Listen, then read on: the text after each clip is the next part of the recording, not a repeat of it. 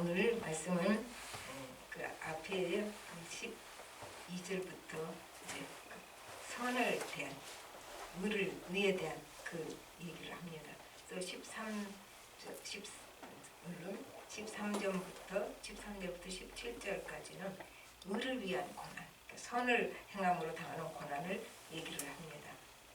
이제 여기를 보면은 의를 위하여 14절에 의를 위하여 고난을 받으면 복 있는 자니 그들이 두려워하는 것을 두려워하지 말며 근심하지 말고 그렇게 나옵니다. 그러니까 의를 위하는 고난에는 복이 있다. 복은 우리는 뭐라고 생각해요? 그 사람 복 받았다 그러면 이렇게 쥐고 있는 게 많다. 세상 사람들이 원하는 거, 학력이 될 수도 있고 지위가 될 수도 있고 물질이 될 수 있고 쥐고 있는 걸 복이라고 생각합니다. 그런데 원래 복이 있다 말은 기쁨을 누리다 그런 말이에요. 많이 가진 사람이 기쁨을 누려요? 그렇지 않지요. 그리고 이제 그 복 있다 말은 대단한 특권을 누리다 그런 말도 돼요. 그러니까 그 여기서 말하는 복이 있다 그 얘기는 내가 지금 얼마나 소유하고 있느냐 그거하고는 별개 얘기가 됩니다. 내가 기쁨을 누릴 수 있는가 또 그 하나님이 주신 감사 기쁨의 특권을 누릴 수 있는가 그것을 복이 있다라고 봅니다. 그러니까 여기서 말하는 것은 자신의 죄와 실수 때문에 당하는 고난이 아니고 주를 위한 고난 그리고 주님의 뜻을 이루기 위한 고난을 말하고 있지요. 그래서 이러한 고난은 특권이다 이렇게 되는 거죠. 왜냐하면 이런 고난은 아무에게나 주시지 않기 때문에 그렇습니다. 그리고 이 의를 위한 고난에는 열매가 있다. 수확이 있다. 그것을 선을 위한 고난 같은 얘기로 우리가 보면 생각해요. 선을 위한 고난에는 수확이 있다. 그게 갈라디아서 6장 9절에 나옵니다. 우리가 선을 행하되 낙심하지 말지니 포기하지 아니하면 때가 이름에 거두리라. 결과가 있고 열매가 있다. 그 말이죠. 그리고 우리 17절에 보면 선을 행하는 것으로 고난당한 것이 하나님의 뜻일 수 있다. 그러니까 예수 안에 들어온 사람은 고난이 없어야 된다. 그렇지 않아요. 그거는 진짜 잘못된 얘기죠. 성경에는 그렇게는 안 써져 있습니다. 그러니까 선을 행함으로 고난당한 것이 하나님의 뜻일 수 있다고 17절에는 얘기해요. 왜냐하면 고난을 통해서 때로는 하나님께서 하나님의 뜻을 성취하시기 때문에 그렇습니다. 그래서 의를 위해서 이제 또 선을 위해서 고난을 당할 때 인내하고 기다리면 그 인내가 굉장히 중요한 거예요. 기다리는 것도 굉장히 중요해요. 크리스찬은 평생 기다리는 겁니다. 그 인내하고 기다리면 하나님이 주시는 기쁨이 있고 그 가운데서 이제 성숙한 인격이 형성되기 때문에 그렇습니다. 이 성숙한 인격을 가진 사람은요 자기가 영향력을 끼치려고 뛰어다니지 않아도 돼요. 그 성숙한 인격 자체가 영향력을 끼칩니다. 그 사람의 존재 자체가 영향력이 있는 거죠. 그래서 이런 성숙한 신앙의 인격은 고난 통해서 인내하고 기다릴 때 그리고 이제 하나님이 주신 그 기쁨을 누리는 사람에게 이루어질 수 있다는 거죠. 그리고 이제 14절로 다시 돌아가면 고난을 두려워하지 말라 그랬어요. 고난을 두려워하지 말라. 시편 18편 1절 보면 나의 힘이신 여호와여 내가 주를 사랑하나이다. 그렇게 말해요. 우리가 왜 고난을 두려워하지 않아요? 우리 다 고난 두렵지요. 두려운데 고난을 두려워하지 않는 이유는 하나님이 우리 힘이시기 때문에 그래서 두려워하지 않을 수 있는 것이죠. 그러니까 하나님을 의지하고 하나님이 내게 힘인 사람 하나님의 힘으로 사는 사람은 두렵지 않다는 얘기가 됩니다. 시편 56편 3절 4절에는 내가 두려워하는 날에는 내가 주를 의지하리이다. 내가 하나님을 의지하고 그 말씀을 찬송하올지라. 내가 하나님을 의지하였은즉 두려워하지 아니하리니 혈육을 가진 사람이 내게 어찌하리이까. 하나님을 의지하는 사람은 사람이 두렵지 않다. 얘기가 되죠. 우리는 그 사람의 힘으로 내가 굉장히 어려운 환경에 처할 것 같은 두려움이 있습니다. 그렇지 않다는 얘기예요. 근데 이거를 누구나 그렇게 힘이 되는 건 아니에요. 주께서 나의 생명의 힘이시오. 이제 그렇게 10편 18편 그렇게 계속 나갑니다. 주께서는 나의 생명의 힘이시오. 이렇게 말할 수 있는 사람, 또 주님이 나의 생명의 힘이라고 굳게 믿고 의지하는 사람만이 내가 누구를 두려워하리요? 이렇게 담대할 수 있는 거예요. 그러니까 예수 믿는 사람이 다 두려움이 없는 게 아니라 참으로 주님의 생명이 나를 붙잡고 있는데, 그래서 주께서 나의 생명의 힘이고 내가 살아있는 그 힘의 근거가 주님이신데, 이게 확실한 사람은 두려움이 없다. 잠깐은 두려울 수 있겠죠. 그러나 그 두려움이 나를 이렇게 지배하고 나를 붙잡고 쓰러뜨리지는 못한다는 얘기가 됩니다. 그리고 이제 15절을 보십시오. 너희 마음에 그리스도를 주로 삼아 거룩하게 하고 너희 속에 있는 소망에 관한 이유를 묻는 자에게는 대답할 것을 항상 준비하되 온유와 두려움으로 하고. 지금 세 가지가 나와요. 뭐라고 했어요? 처음에 너희 마음에 그리스도를 주로 삼아 거룩하게 하고, 그리스도를 주로 삼는 사람이 거룩하게 되고, 그 다음에 두 번째 뭐가 있어요? 소망에 대한 이유를 묻는 사람에게 대답할 것이 있어야 되고, 또 어떠한 태도로? 온유와 두려움으로. 이렇게 세 가지로 우리가 이 말씀을 볼 수가 있습니다. 그런데 내 마음에 그리스도를 주로 삼으면 어떻게 된다? 거룩하게 된다. 그러니까 나를 구원하신 주님을 주인으로 확실하게 모시게 살 때 내가 구별된 삶을 살 수 있다, 그 말이죠. 그러니까 우리가 구별된 삶을 살 수 없어요, 우리 힘으로는. 그러나 그 주님을 주인으로 확실하게 늘 붙들고 있는 사람은 이제 구별된 삶을 살 수가 있는 것이죠. 그러니까 말로만 주님이 주인인 사람, 구별된 삶을 살 수가 없어요. 내 심령 속에서 늘 주님이 나의 주인이시고 주님이 원하시는 곳을 향해서 가고자, 또 주님의 뜻을 향해서 가고자, 그리고 주님이 내가 모든 것을 판단하고 결정할 때 표준이 되는 사람, 기본이 되는 사람. 그거 어떻게 알아요? 말씀이 그거죠. 주님은 말씀이 우리에게 표본이 되는 사람은, 그런 사람은 구별된 삶을 살 수 있다, 그 말이죠. 그래서 이런 사람은 늘 소망이 있어요. 누가 보기에는 저런 사람은 굉장히 힘들겠다, 무슨 소망이 있으려. 그렇지 않아요. 그렇게 사는 사람은 주님을 기본 삼고 거기에 맞춰 사는 사람에게는 늘 소망이 있지요. 그러면 이제 사람들이 당신이 어떻게 해서 소망을 가질 수 있겠는가? 그 상황에서는 소망을 가질 수가 없는데, 그렇게 물어보는 사람에게는 우리가 말씀을 잘 알아서 대답할 수 있어야 된다. 그러니까 우리가 열심히 주일 오후에 성경 공부도, 성경 공부 못한 지 참 오래됐네요. 우리 그립죠. 그때는 좀 지루한 것 같았지만 피곤하고, 우리 오후 성경 공부를 지금 못하고 있어요. 그래서 이 성경 공부를 별로 그때는 좀 피곤한 것 같고 내가 안 것 같지도 않지만, 이게 자꾸 축적이 돼서 내 속에 들어가 앉아 있으면은 사람들이 당신이 어떻게 소망을 가질 수 있냐고 물어볼 때 우리가 그 대답을 할 수가 있다는 얘기입니다. 근데 말씀을 하나도 모르는 사람이 어떻게 당신이 소망을 갖고 있냐 할 때 대답을 할 수 있을까요? 못하죠. 그래서 열심히 말씀을 읽고 말씀을 배우고 또 기도하고, 그래서 사람들이 당신이 소망을 갖고 있는 이유에 대해서 물어볼 때 능히 대답할 수 있다, 그 말이죠. 이게 그래서 그것도 몰라 이 태도는 안 되죠. 왜냐하면 여기 뭐라고 그랬어요? 대답할 것을 항상 준비해야 돼. 온유와 두려움으로 하고. 여기는 두려움이 그런 두려움이 아니고 리스펙트란 말이에요. 그러니까 온유한 마음으로, 존경하는 마음으로 대답을 하라. 나는 알고 저 사람이 모를 때 그 태도 굉장히 중요해요. 그게 교만한 자세로 말하는 건 아니라는 얘기죠. 그 못을 박아놨어요. 그래서 겸손한 마음으로 또 이제 그 상대방을 인정해주고 존중하는 태도로 말을 해야 된다는 얘기가 됩니다. 그 다음에 16절에서는 선한 양심을 가지라고 또 얘기를 해요.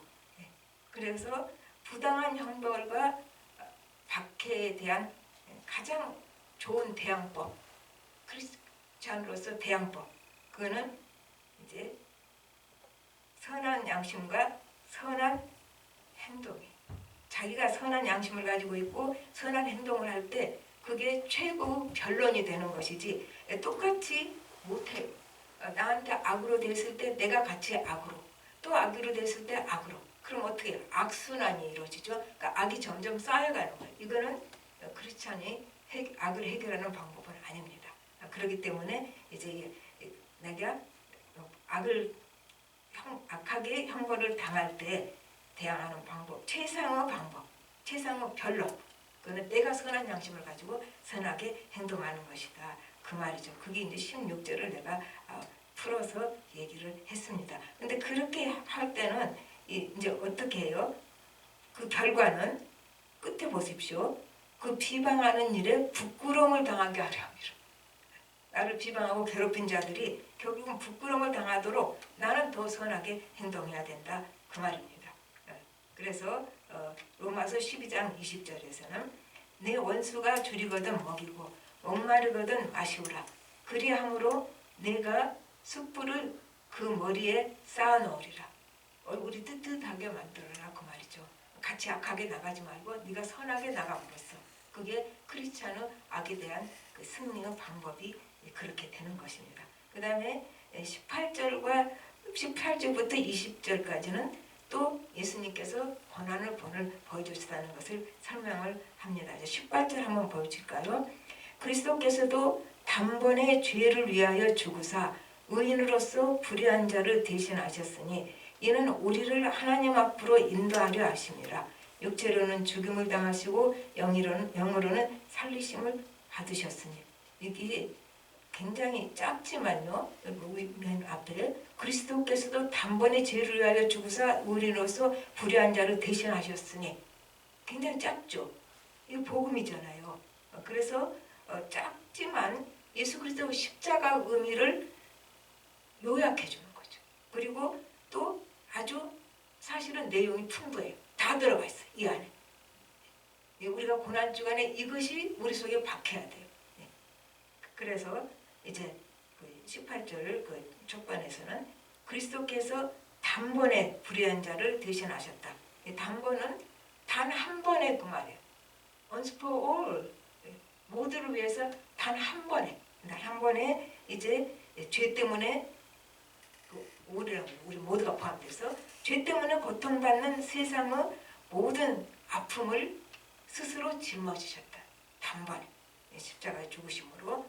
그런데 이 모든 아픔 속에 뭐가 들어가 있어요? 죽음도 당연히 들어가 있죠. 인간의 아픔, 제일 큰 고통, 죽음을 피할 수 없는 거잖아요. 그러니까 고통받는 세상의 모든 아픔을 스스로 짊어지셨다. 그 속에서는 이제 죽음도 짊어지셨다는 얘기가 됩니다. 그런데 이게 왜 그랬다고요? 우리를 인도하시기에, 인도하시기. 이는 우리를 하나님 앞으로 인도하려 하심이라 그랬죠. 그래서 십자가의 고난을 당하셨다. 그렇게 됐죠. 하나님 앞으로 인도하시기 위해서 십자가로 하나님으로 가는 길을 여셨다. 그 말이죠. 우리는 하나님께 갈 수가 없어요. 죄로 담이 막혀버렸구나. 갈 수 없습니다. 그러나 하늘 문을 여셨죠. 예수님이 십자가에 못 박혀 죽으심으로. 그래서 우리가 하늘로 가는 길이 뻥 뚫린 거죠. 이게 시온의 대로입니다. 우리는 하나님께 갈 수 있는 길이 뻥 뚫린 사람, 시온의 대로가 있는 사람들. 그래서 길이 뻥 뚫렸는데 길을 열어만 놓으면 우리가 못 가지요. 근데 길을 여시고 예수님 스스로가 길이 돼버리신 거예요. 그러니까 예수님만 붙잡으면 돼. 예수님 길이 되셨으니까. 그걸 요한복음 14장 6절에는 이렇게 말합니다. 내가 곧 진리요 생명, 내가 곧 길이요 진리요 생명. 제일 중요한 건 내가 곧 길이요 진리요 생명이니 나로 말미암지 않고는 아버지께로 올 자가 없느니라. 하나님 예수님 자신이 가는 길을 여셨고 죄의 담을 허물어 버려서 대로가 뻥 뚫리게 했을 뿐만 아니라 어떻게 했다고요? 자신이 길이 되어버려서 우리가 주님만 붙들면 그 길로 뿅 하고 하나님께로 갈 수 있게 그렇게 만들어 놓으셨다. 그래서 이 구절이 굉장히 짧지만 복음의 진수가 들어있다고 볼 수 있습니다. 그런데 우리는 이 질문을 알 수 있어요. 왜 그렇게 했을까? 그 고통을 왜 마다 않고 당하셨을까? 그래서 왜 하늘 가는 길을 열었고 하늘 문을 여셨을까? 아무도 열 수 없는 길. 그렇기 때문에 예수님이 오셨고 하늘로 가는 길은 아무도 열 수 없어요. 예수님만 열 수 있지요. 그래서 여셨고 또 하나는 왜라는 질문을 해볼 때 우리가 할 말이 없어요. 죽음을 넘어선 사랑 때문에 지금보다 더 강한 우리를 향하신 사랑 때문에 그렇게 하셨다. 그게 답이에요. 다른 답이 없어요. 우리가 성경을 아무리 찾아도 왜 예수님이 십자가에 죽으셔서 하늘로 가는 길을 여셨고 길이 되셨을까? 없어요. 그러나 성경이 나와서 우리가 알 수 있는 거 하나, 그거는 죽음보다 더 강한 우리를 향하신 주님의 사랑이다. 그렇게밖에는 해석이 안 됩니다.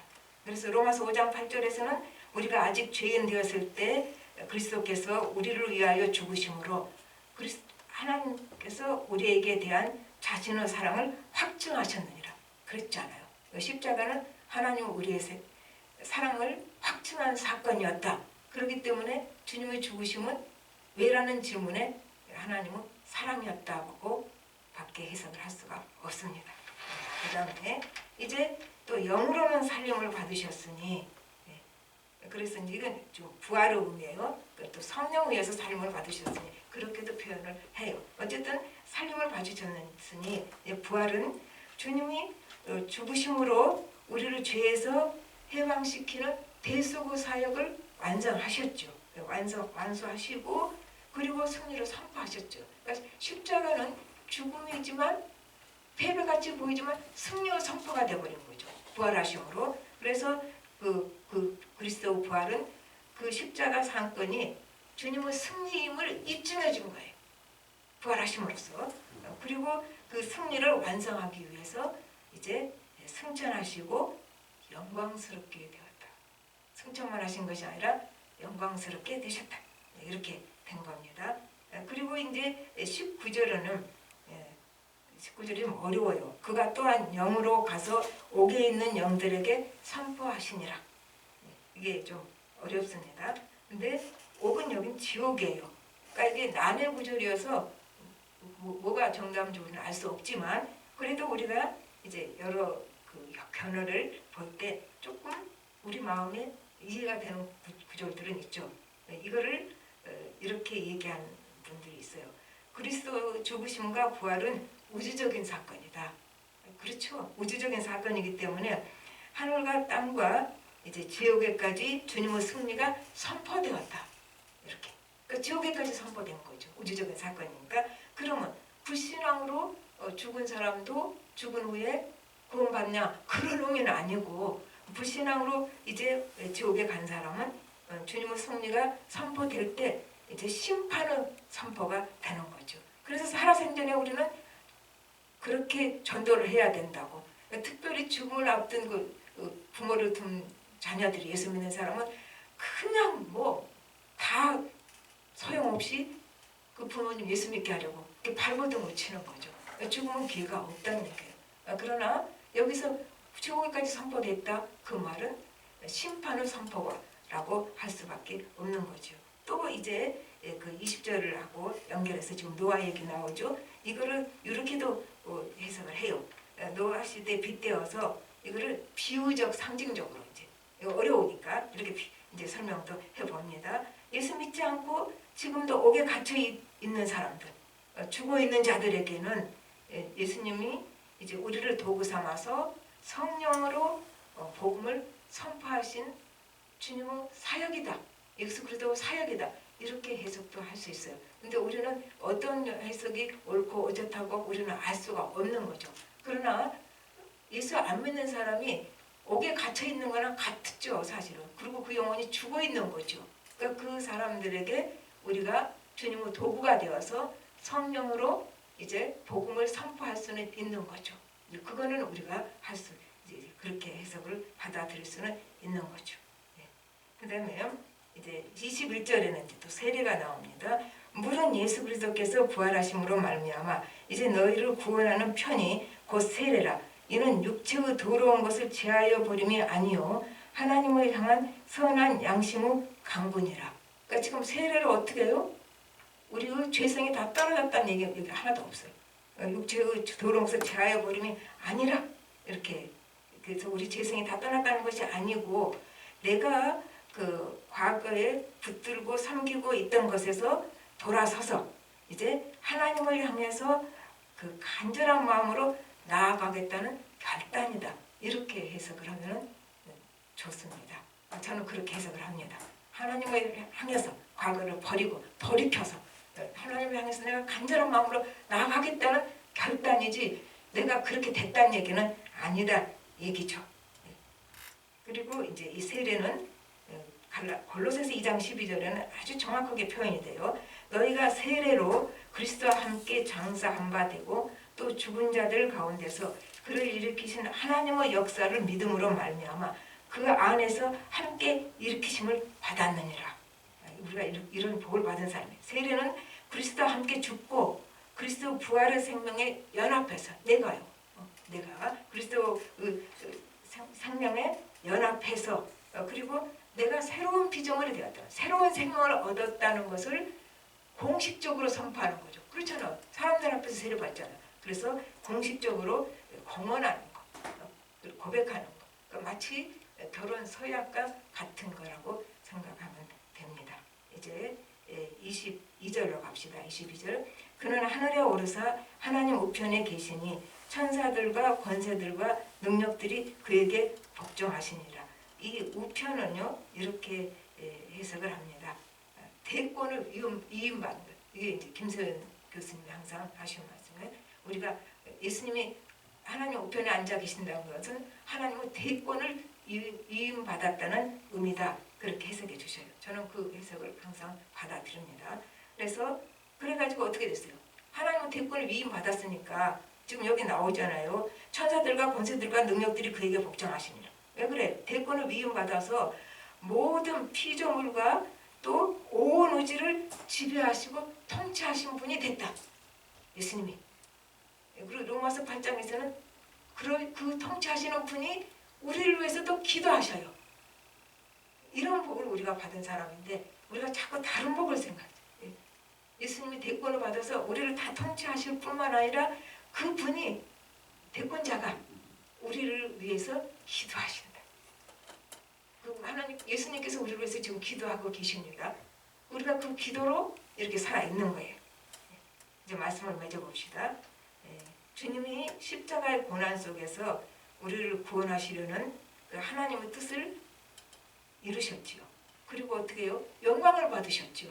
뜻만 이루신 게 아니라 영광을 받으신 것처럼 우리의 고난 속에도 하나님의 뜻이 있고 그리고 그 하나님의 비밀이 숨겨져 있습니다. 그러니까 어떤 분은 고난은 비밀이다. 그렇게 말해요. 그 의미를 알 수가 없을 때가 있으니까 그래서 고난은 비밀이다. 이렇게도 말할 수가 있습니다. 하나님은 이제 권력을 가지고 있고 힘을 가지고 있고 그래서 이렇게 막 통제할 수 있는 그런 사람들을 통해서가 아니라 이제 어떠한 환경에서도 주님만을 죽자고 바라보는 사람 그리고 주님 붙들고 주님 때문에 고난을 이겨낸 자들 이런 사람들에게 주님은 은혜를 주시고 복을 주시고 그리고 그들을 사용해서 참된 교회를 세워가십니다.